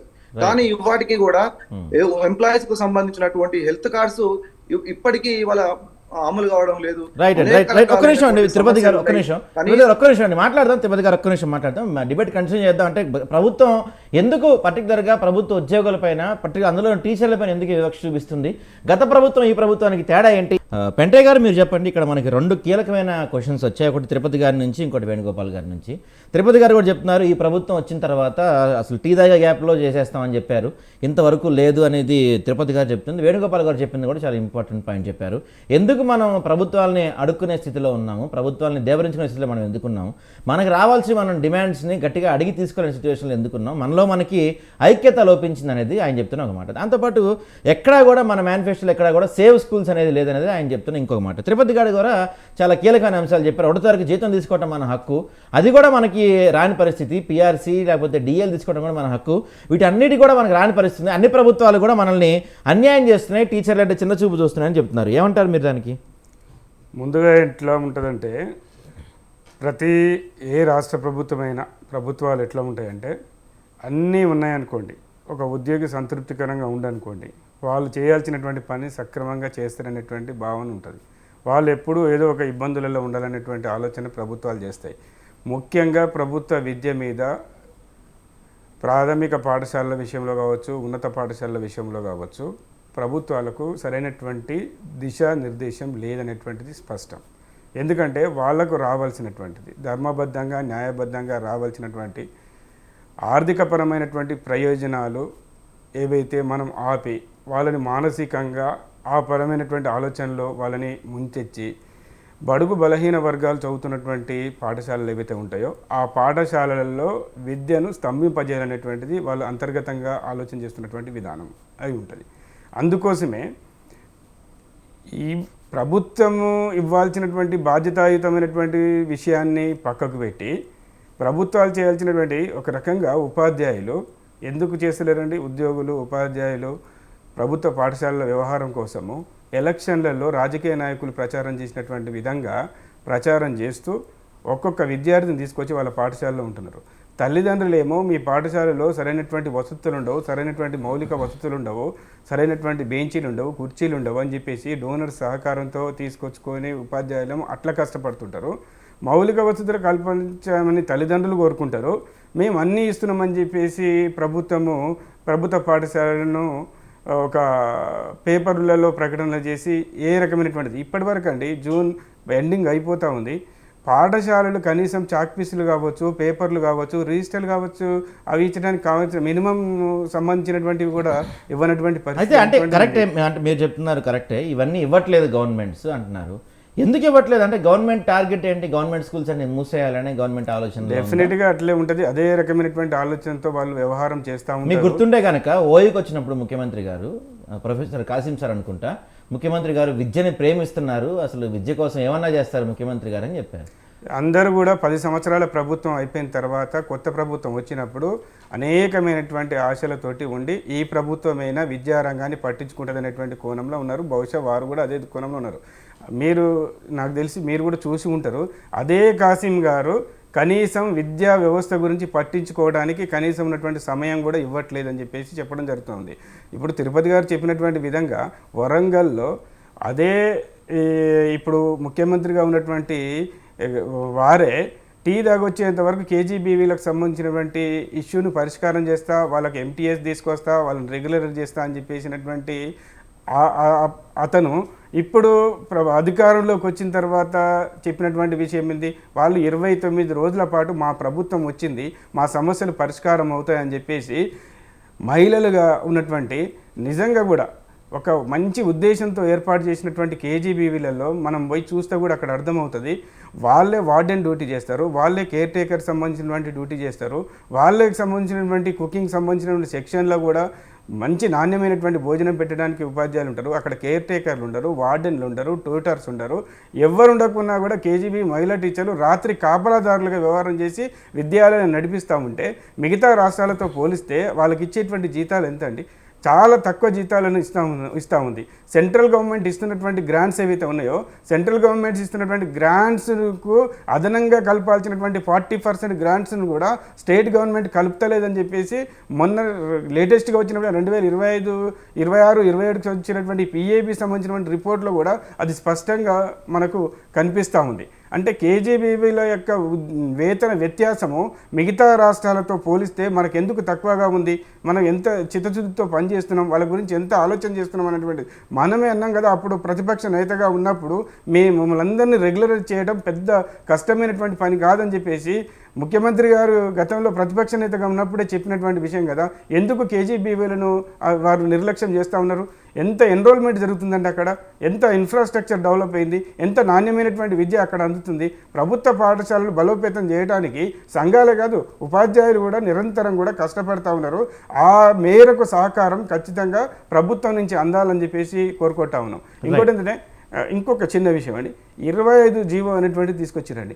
ఆ 25 జీవో తీసుకొచ్చినటువంటి సమయములో ఉన్నటువంటి సామాజిక పరిస్థితులు, ప్రస్తుతం ఉన్నటువంటి సామాజిక పరిస్థితులు చాలా భిన్నంగా ఉంటాయి. దాన్ని ఎందుకు సవరణ చేయరు? అది కేవలం కూడా వర్క్ అడ్జస్ట్మెంట్ చేసడానికి మాత్రమే ఉపయోగపడుతుంది. అంటే స్కూళ్ళు మూసేయడానికి మాత్రమే అది ఉపయోగపడతారు. ఒక సహేతుకంగా, ఒక శాస్త్రీయబద్ధంగా ఉపాధ్యాయ సంఘాలను అన్నింటినీ కూర్చోబెట్టి ఇప్పుడు ఉన్నటువంటి ఎన్రోల్మెంట్ ఎంత, స్కూల్ ఎంత, ఏ రకంగా చేస్తే తరగతికి ఒక ఉపాధ్యాయుడు ఉంటాడనేటువంటి విషయాన్ని ఎందుకు ప్రభుత్వం ఆలోచన చేస్తలేదని చెప్పేసి ఉపాధ్యాయులు అడుగుతూ ఉన్నారు.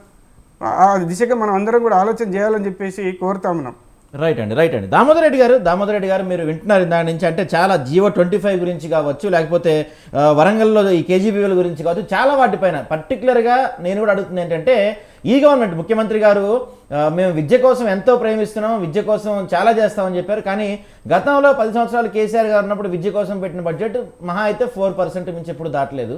ఈయన కూడా అంతే 4% మించి ఎప్పుడు దాటలేదు. ఈ సంవత్సరం కూడా 4%, 4.5% పెంచినట్టున్నారు, అంతకు మించి ఏం చేయలేదు. అయితే ఇక్కడ సరే విద్య కోసం ఒకటి, టీచర్స్ కోసం కూడా ఇంత చిన్న చూపు చూస్తున్నారు. అంటే ఈ గవర్నమెంట్ టార్గెట్ ఏంటి? మెల్లమెల్లగా ఈ గవర్నమెంట్ స్కూల్స్ అన్ని మూసేయాలని, టీచర్ల మొత్తాన్ని తీసేయాలని ఏమైనా ఆలోచనలో ఉందా? ఎందుకంటే మీరు ఇందాక కూడా చెప్తున్నారు, పిఆర్సీ విషయంలో, ఈ ఎంప్లాయీస్ హెల్త్ స్కీమ్ విషయంలో, ఇలాంటి అన్ని విషయాల్లో నిర్లక్ష్యమే. స్కూల్స్ విషయంలో నిర్లక్ష్యం, స్కూల్కి ఇవ్వాల్సిన మౌలిక వసతులు నిర్లక్ష్యం. తర్వాత మనం ఏపీలో చూసాం, కొన్ని విషయాలు మెచ్చుకొని తీరాలి. ఏపీలో గవర్నమెంట్ స్కూల్ పిల్లలకి ర్యాంక్స్ వస్తే పేపర్స్లో యాడ్స్ వేయించారు అక్కడ ఏపీలో, మీరు చూసే ఉంటారు. కానీ మన దగ్గర అలాంటి పరిస్థితి, అసలు గవర్నమెంట్ స్కూల్స్నే పట్టించుకున్న పరిస్థితి లేదు. గవర్నమెంట్ స్కూల్స్ని పట్టించుకోక, టీచర్స్ని పట్టించుకోక, టీచర్ల కష్టాలు పట్టించుకోక, అంటే ఏం చేద్దాం అనుకుంటుంది ఈ గవర్నమెంట్? మీరు చెప్పింది ఇప్పటిదాకా మన వాళ్ళు మాట్లాడిన దాంట్లో కూడా సహేతుకమైన అంశాలే ఉన్నాయి. 25 జీవో అనేది వాస్తవానికి అది ఎప్పుడో తయారు చేసినటువంటి ఉత్తర్వులు. ఆ ఉత్తర్వులు మార్పు చేయాలని ఉపాధ్యాయ సంఘాలు అన్ని కూడా కోరుతా ఉన్నాయి. అంటే వాళ్ళ అధికారుల లెక్కలు ఒక రకంగా ఉంటాయి, కానీ ప్రాక్టికల్ గా వస్తే ఒక రకంగా ఉంటదండి. ఈ రాష్ట్రంలో ఇందాక మా మిత్రుడు వేణుగోపాల్ గారు మాట్లాడుతూ చాలా చక్కని అంశం చెప్పడం జరిగింది. కాకపోతే అధికారుల లెక్కలు వాస్తవ పరిస్థితులకు వస్తే కొంత డిఫరెంట్ గా ఉంటాయి. ఈ రాష్ట్రంలో మొత్తం స్కూల్ 24,000 పైచీలకు ఉన్నాయి. అందులో 5,000 స్కూళ్ళు కేవలం ఏకోపాధ్యాయ పాఠశాలలు. దానికి కారణం ఏంటి? కాదు దామోదర్ రెడ్డి గారు, మీరు చెప్తున్నారు కొన్ని స్కూల్స్ లో ఒకళ్ళే స్టూడెంట్ ఉన్నారు, కొన్ని స్కూల్స్ లో ఒకళ్ళే టీచర్ ఉన్నారు అని చెప్తున్నారు. మరి అలాంటి సిచ్యువేషన్ ప్రైవేట్ స్కూల్స్ కి ఎందుకు రాదు, గవర్నమెంట్ స్కూల్స్ కి ఎందుకు వస్తుంది? నేను చెప్పేది అదే అండి. ఇప్పుడు గతంలో ఏంటంటే ఎడ్యుకేషన్ యాక్ట్ ప్రకారం ఒక్కొక్క గ్రామంలో కూడా కిలోమీటర్ రేడియస్ తీసుకొని 3 పాఠశాలలు, ప్రాథమిక పాఠశాలను నెలకొల్పడం జరిగింది. సో దానికి అనుగుణంగా ఒక్కొక్క గ్రామంలో ఇప్పుడు బిగ్ పాఠశాలని, ఎస్సీవాడ పాఠశాలని, అదేవిధంగా రెగ్యులర్ పాఠశాలని ఇట్లా తిరుగుతూనే ఉంటాయి. అయితే అట్లాంటి పరిస్థితుల్లో ఒక్కటే గ్రామంలో 3-4 పాఠశాలలు ఉండడం, అక్కడ ఒక్కొక్క టీచరు ఇద్దరిద్దరు టీచర్లు ఉండడం అనేది కొంత జరిగింది. అందుకే నేను ఏం చెప్తున్నా అంటే ఆ రేషియో, టీచర్ పీపుల్ రేషియో ఈ రాష్ట్రంలో ఇప్పుడు 1:17 టీచర్ పీపుల్ రేషియో ఉంది. కానీ స్కూళ్ళకు వచ్చే లోపు ఒక డిఫరెంట్ ఉంటది.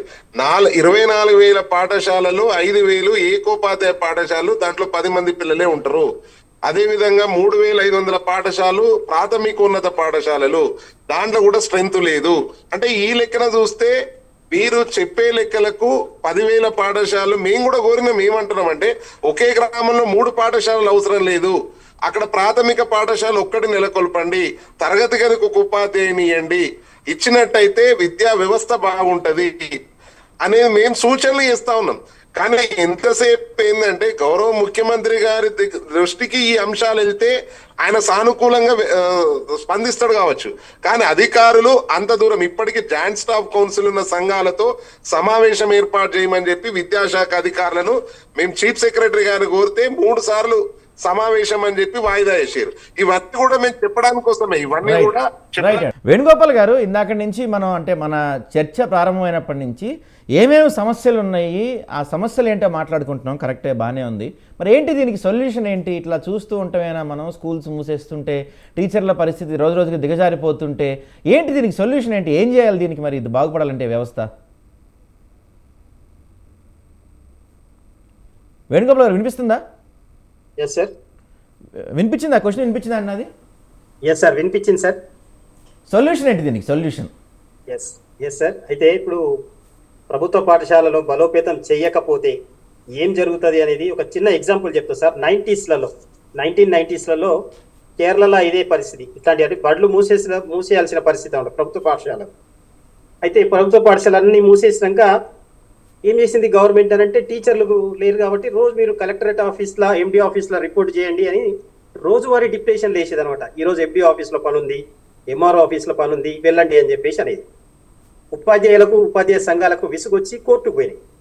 కోర్టు ఏం చెప్పిందంటే నో వర్క్ నో పే, కాబట్టి మీకు పని లేదు కాబట్టి జీతం లేదని చెప్పేసి. అప్పుడు ఏం చేయాలి?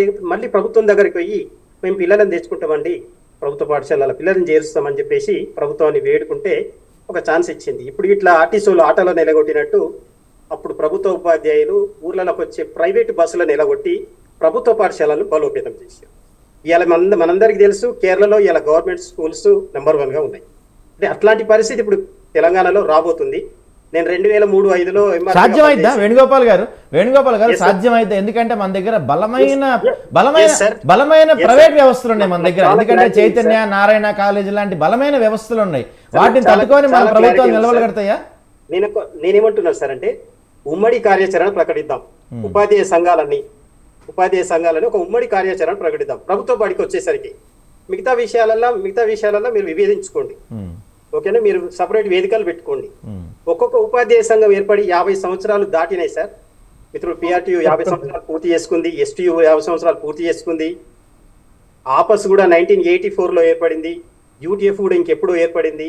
కానీ ప్రభుత్వ బడిని ఎందుకు కాపాడలేకపోతున్నాం మనం?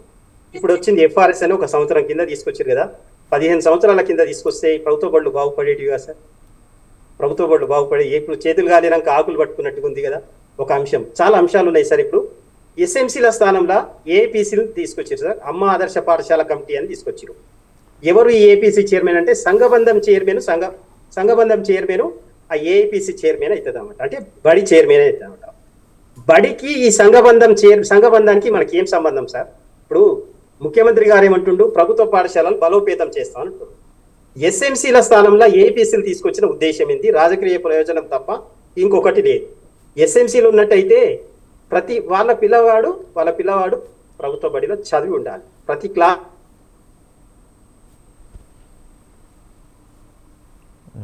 చిన్న టెక్నికల్ ఎర్రర్ వచ్చినట్టుంది. మళ్ళీ మాట్లాడదాం వేణుగోపాల్ గారితో. తిరుపతి గారు మీరు చెప్పండి. అంటే ఇందాక నుంచి మనం మాట్లాడుకుంటాం, అందరూ సమస్యలు అడ్రస్ చేస్తున్నారు, సొల్యూషన్స్ ఏమైతే బాగుంటుంది వీటికి మీరు చెప్పండి సార్. సంబంధానికి మన బడికి ఏం సంబంధం? ముఖ్యమంత్రి గారు తిరుపతి గారు ఒక్క నిమిషం, వేణుగోపాల్ గారు కంటిన్యూ చేయండి. మధ్యలో టెక్నికల్ ఎర్రర్ వచ్చింది మీది. ఏపీసీసీ అమ్మ ఆదర్శ పాఠశాల కమిటీ చైర్మన్, సంఘబంధం చైర్మన్ కు ఈ ప్రభుత్వ బడికి ఏం సంబంధం సార్ చెప్పండి. ఇప్పుడు చేతులు కాలినాక ఆకులు పట్టుకున్నట్టు ఎఫ్ఆర్ఎస్ ఇప్పుడు తీసుకొచ్చారు. ఒక 10 సంవత్సరాల కింద 15 సంవత్సరాల కింద తీసుకొస్తే ఎంత బాగుండేది. ప్రభుత్వ పాఠశాలని మా నల్లగొండ జిల్లాలోనే 350 పాఠశాలలు క్లోజ్ అయినాయి సార్. మా దేవరకొండ నియోజకవర్గం ఎస్టీ నియోజకవర్గం సార్ 130 పాఠశాలలు 140 పాఠశాలలు మూసివేశారు. ఎస్టీ కమిషన్ కు కూడా ఫిర్యాదు చేయడం జరిగింది, కానీ ఏం ఉపయోగం లేదు సార్. ఇంకా క్లోజ్ అవుతూనే ఉన్నాయి. మా చింతపల్లి మండలంలో వర్క్ చేస్తా, నేషనల్ హైవేకి పక్కనే ఉంటుంది, అది మెయిన్ రోడ్ పక్కనే ఉంటుంది. 10 పాఠశాలలు మూసేసి నేను ఎంఈఓ గారికి లాస్ట్ ఇయర్ రిప్రజెంటేషన్ ఇచ్చిన సార్. ప్రతి హ్యాబిటేషన్లో పిల్లలు ఉన్నారు. ఈ బళ్ళు ఎందుకు మూతపడుతున్నాయి చూడండి సార్ అని చెప్పేసి ఆ ప్రైవేట్. ఇప్పుడు ఈ డిపిపి స్కీమ్ వచ్చినప్పుడు నెవర్ ఎన్రోల్డ్ డ్రాప్ అవుట్ చిల్డ్రన్ని మేము రాత్రిపూట బస చేసి పిల్లలను ఈ నెవర్ ఎన్రోల్డ్ బాల కార్మికులను బళ్ళలో జాయిన్ చేసినాం. డ్రాప్ అవుట్ చిల్డ్రన్ని జాయిన్ చేసినాం. ఈ కేజీబీయూలు వేణుగోపాల్ గారు మీది టెక్నికల్ ఎర్రర్ వస్తుందండి. మళ్ళీ మాట్లాడతాం వేణుగోపాల్ గారితో. తిరుపతి గారు మీరు కంటిన్యూ చేయండి. సారీ, ఇందాక అంటే ఇప్పుడు వేణుగోపాల్ గారు చెప్తున్నట్టు వేణుగోపాల్ గారు సంవత్సరము హేతుబద్ధీకరణ పేరుతోటి చెప్పకుండానే అనేక వేలాది పాఠశాలను ప్రతి సంవత్సరం కూడా మూసివేతకు గురవుతా ఉన్నాయి. అంటే ప్రకటనలు చేయట్లేదు. మేము తిరుపతి గారు అంటే నేను అడుగుతుంది 2 క్వశ్చన్స్. స్కూల్స్ ఏం చేయాలి, ఉద్యోగులకు ఏం చేయాలి? అవును, ఇప్పుడు స్కూల్స్ కు సంబంధించి ఇవాళ పాఠశాలల్లో విద్యార్థుల సంఖ్య తక్కువ ఉంది కాబట్టి 10 మంది విద్యార్థులు ఉన్నారు, 20 మంది విద్యార్థులు ఉన్నారు. ఒకరే ఉన్నటువంటి ఉపాధ్యాయుడు ఆ పాఠశాలను ఎట్లా నిర్వహిస్తారు? కాబట్టి అట్లాంటి పాఠశాలలు అవసరం లేదు, ఆ పాఠశాలను మూసివేయాలి, రేషనలైజేషన్ చేయాలనేటువంటి ఒక ప్రతిపాదనలు వస్తూ ఉన్నాయి. కానీ ఇవాళ బుద్ధిజీవులుగా మనం ఆలోచించాల్సింది ఏంటంటే, ఆ పాఠశాలలో 10 మంది విద్యార్థులు ఎందుకున్నారు? ఆ పాఠశాలలో 0 ఎన్రోల్మెంట్ ఎందుకు జరిగింది? అంటే గత కొన్నేళ్లుగా ఈ ప్రభుత్వంలో ఉన్నటువంటి పాలకులు విద్యారంగం పట్ల నిబద్ధత ప్రకటించక, విద్యారంగానికి కేటాయించాల్సినటువంటి కనీసమైనటువంటి నిధులు కేటాయించక, ఉపాధ్యాయుల యొక్క రిక్రూట్మెంట్ చేయక, ఒకవేళ రిటైర్ అయితే ఆ రిటైర్ అయ్యేటువంటి పోస్టును వెనువెంటనే నింపక, అనేక రకాలైనటువంటి అస్తవ్యస్త విధానాల వల్ల ఇవాళ ప్రభుత్వ విద్య మీద ప్రజలకు ఒక విశ్వాసం కోల్పోయి ఆల్టర్నేట్గా వాళ్ళు ప్రైవేటు విద్య వైపు వెళ్తూ ఉన్నారు. ఇవాళ పాఠశాలలను మూసివేయాలని ఇవాళ మనం కూడా ఒక 10 మంది విద్యార్థులు ఉంటే ఆ పాఠశాల ఎట్లా నడుస్తుందని వాళ్ళ ఉపాధ్యాయ సంఘాలుగా కూడా అక్కడక్కడ మాట్లాడుతున్న సందర్భాలు ఉన్నాయి. కాబట్టి వాళ్ళ 10 మంది విద్యార్థులు ఎందుకు ఉన్నారు అనేటువంటి ఒక శాస్త్రీయమైనటువంటి రీసెర్చ్ చేయకుండా ఆ పాఠశాలను మూసివేయడం వల్ల అక్కడ నిరుపేదలైనటువంటి విద్యార్థులకు విద్య అందకుండా దూరం అయ్యేటువంటి పరిస్థితి ఉంటుంది.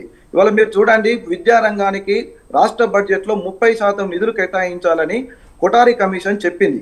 కానీ ఆనాటి నుండి ఈనాటి వరకు కూడా ఏ ప్రభుత్వం కూడా విద్యారంగానికి ఒక శాస్త్రీయమైనటువంటి ఒక సరి అయినటువంటి నిధులు కేటాయించలేనటువంటి పరిస్థితులు ఉన్నాయి. ఈ రాష్ట్ర ప్రభుత్వం ఇవాళ ఉన్నటువంటి కాంగ్రెస్ ప్రభుత్వం కూడా తమ మేనిఫెస్టోలో 15% నిధులు కేటాయిస్తామని చెప్పింది. కానీ నిజానికి ఇవాళ ఈ సంవత్సర బడ్జెట్లో కేటాయించినటువంటి నిధులు 8.22% మాత్రమే, అంటే సగానికి సగం తగ్గినాయి. ఇవాళ పాఠశాలలను కనుక చూస్తే 20 ఏళ్ళుగా 15 ఏళ్ళుగా కనీసము పెయింట్ వేయనటువంటి పరిస్థితులు, కనీసం ఇప్పటికీ ఇంకా పూర్తి స్థాయిలో టాయిలెట్స్ నిర్వహణ చేయలేనటువంటి పరిస్థితులు, తరగతికి గదికి ఒక టీచరు, తరగతికి ఒక గది లేనటువంటి పరిస్థితులు ఇవాళ ఈ రాష్ట్రంలో ఉన్నాయి. ఇట్లా ఇన్ని పరిస్థితులు ఉన్నప్పుడు ఇవాళ ప్రజలు మన ప్రభుత్వ విద్య పట్ల ఎట్లా విశ్వాసాన్ని కలగజేసి మన పాఠశాలలకు విద్యార్థులను పంపుతారు? ఇవాళ మేము తెలంగాణ ప్రోగ్రెసివ్ టీచర్స్ ఫెడరేషన్గా అనేక సంవత్సరాలుగా మాకున్నటువంటి అవగాహన మేరకు ఇవాళ విద్యారంగం ఉండాలన్నా, ఉపాధ్యాయులు ఈ రంగంలో పనిచేయాలన్నా ప్రభుత్వ బడి అనేటువంటిది తప్పనిసరిగా ఉండాలి. ప్రభుత్వ బడి ఉంటేనే ఈ ప్రజలందరికీ నాణ్యమైనటువంటి ఒక సమానమైనటువంటి విద్య అందుతుంది. ఇప్పటికే మీరు చూడండి, ప్రభుత్వమే ఇవాళ ఒక బాధ్యత ఈ రాష్ట్రంలో ఉన్నటువంటి పిల్లలందరికీ కూడా సమానమైనటువంటి నాణ్యమైనటువంటి విద్య అందించాలి. కానీ ప్రభుత్వము ఇవాళ ఒకవైపు ప్రైవేట్ రంగాన్ని ప్రోత్సహిస్తూ ఉన్నది. స్వయంగా ముఖ్యమంత్రి గారే ఒక ఎమ్మెల్సీ గారి యొక్క ప్రైవేటు పాఠశాలకు వెళ్ళి ప్రైవేటు పాఠశాలను ప్రారంభిస్తే ఈ రాష్ట్ర ప్రజలకు ఈ రాష్ట్ర ముఖ్యమంత్రి గారు ఏమి ఇండికేషన్స్ ఇస్తూ ఉన్నట్టు? అంటే ప్రజలను ప్రైవేటు పాఠశాలకు మళ్ళిస్తూ ఉన్నాడా, లేదా ప్రభుత్వ పాఠశాలలు బలోపేతం చేసే దిశగా ఇవాళ ఒక ఎమ్మెల్సీగా ఉన్నటువంటి అతను కూడా మళ్ళీ టీచర్ ఎమ్మెల్సీ అయి ఉండి ఒక ప్రైవేటు పాఠశాలను స్థాపించి ఆ ప్రైవేటు పాఠశాలను ప్రారంభిస్తే ముఖ్యమంత్రి గారు పోవడం అంటే ఇవాళ ఈ పాలకులు ఎవరైనా కూడా ప్రభుత్వ విద్య పట్ల వారి యొక్క విధానాలు మొత్తం ప్రైవేటు పరం చేయడానికే సిద్ధంగా ఉన్నట్లుగా చాలా స్పష్టంగా కనబడుతుంది. కాబట్టి మనం చేయాల్సినటువంటిది ఏంటంటే ఇవాళ ప్రధానంగా ప్రభుత్వ విద్యను కాపాడుకోవాల్సినటువంటి బాధ్యత ఇవాళ ఉపాధ్యాయ సంఘాలుగా మనం అందరం కూడా తీసుకోవాల్సినటువంటి అవసరం ఉంది. ఇందులో ప్రజలను మమేకం చేయాల్సినటువంటి అవసరం ఉంది.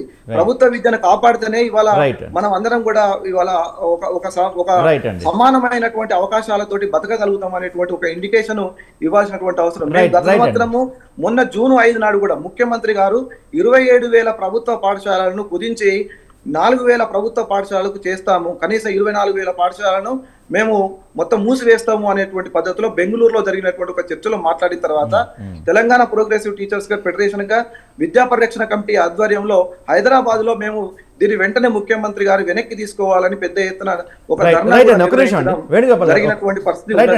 కాబట్టి వాళ్ళ ఉపాధ్యాయ సమస్యలు పరిష్కారం కావాలన్నా, విద్యారంగంలో ఉన్నటువంటి సమస్యల పరిష్కారం కావాలన్నా ఇవాళ ఉపాధ్యాయ సంఘాలు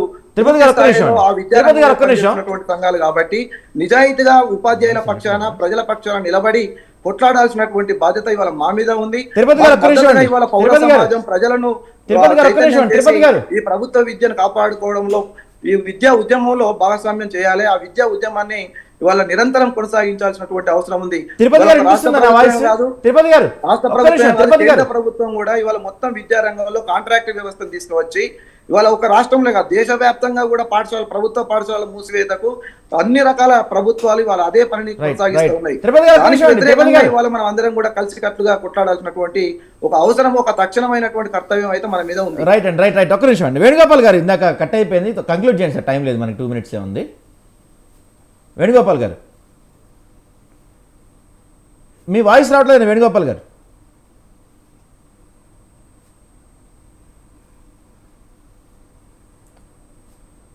గారు మీ వాయిస్ రావడం లేదు. మ్యూట్లో ఉన్నారు, మ్యూట్లో ఉన్నారు. ఓకేనా సార్? ఇప్పుడు చెప్పండి, త్వరగా చెప్పండి సార్, టైం లేదు మనకి. సార్ అయితే 90sలలోని బహుళ తరగతి బోధన అని 80sలలోనూ కూడా ఉన్నట్టుంది. నేను ఎందుకంటే 96లో అపాయింట్ అయినా కాబట్టి చెప్తున్నా. బహుళ తరగతి బోధన అంటే ఒక ఉపాధ్యాయుడు బహుళ తరగతులకు బోధించాలి. ఇది పెద్ద వంచన సార్. ఇది సార్ వేణుగోపాల్ గారు సారీ మనకి టైం లేదు, టైం అప్ అయిపోయింది, కొంచెం స్పీడ్గా కంక్లూడ్ చేయండి. అంటే ఏం చేయాలి, ఈహెచ్ఎస్ గురించి, డిఏపిఆర్సీ గురించి ఏం చేయాలి, కంక్లూడ్ చేయండి సార్, మనకి టైం లేదు. రైట్ సార్, ఈహెచ్ఎస్ గురించి ఆల్రెడీ చెప్పాను సార్ నేను. ఈహెచ్ఎస్ గురించి నా అభిప్రాయాలు చెప్పడం జరిగింది. కాబట్టి ఇప్పటికైనా ఒక గైడ్లైన్స్ రూపొందించి, మిత్రుడు ఇక్కడ స్టాండింగ్ కమిటీ మెంబర్ కూడా ఉన్నారు ఛానల్లో, కాబట్టి రేపు జరిగే సమావేశంలోనైనా దానికి ఒక స్పష్టత రావాలని ఆశిస్తున్నాం సార్. రైట్ అండి, రైట్. సో మొత్తానికి అయితే ప్రభుత్వం ఏం చేస్తుందంటే విద్యార్థుల విషయంలో కావచ్చు, టీచర్ల విషయంలో కావచ్చు, ప్రభుత్వ ఉద్యోగుల విషయంలో కావచ్చు, వాళ్ళకి ఇస్తాన ఈహెచ్ఎస్ కానీ, డిఏలు కానీ, పిఆర్సీలు కానీ ఎందుకు ఆలస్యం చేస్తున్నారు, ఎందుకు తాత్సారం చేస్తున్నారు, ఒక గైడ్లైన్స్ లేకుండా అట్టహాసంగా ఆర్భాటంగా ఆ ఈహెచ్ఎస్ కార్యక్రమాన్ని ప్రారంభించి 3 నెలల తర్వాత కూడా ఇప్పటివరకు ఎటువంటి గైడ్లైన్స్ లేకుండా ఎందుకు చేస్తుంది, అసలు విద్య విషయంలో, టీచర్ల విషయంలో ప్రభుత్వం ఈ నిర్లక్ష్యానికి కారణం ఏంటి, ఇప్పటికైనా ప్రభుత్వంలో మార్పు వస్తుందో చూడాలి. ఇది వాళ్ళ బిగ్ టాక్లో అంశం. రేపటి బిగ్ టాక్లో మళ్ళీ కలుసుకుందాం. Keep watching TV. Thank you.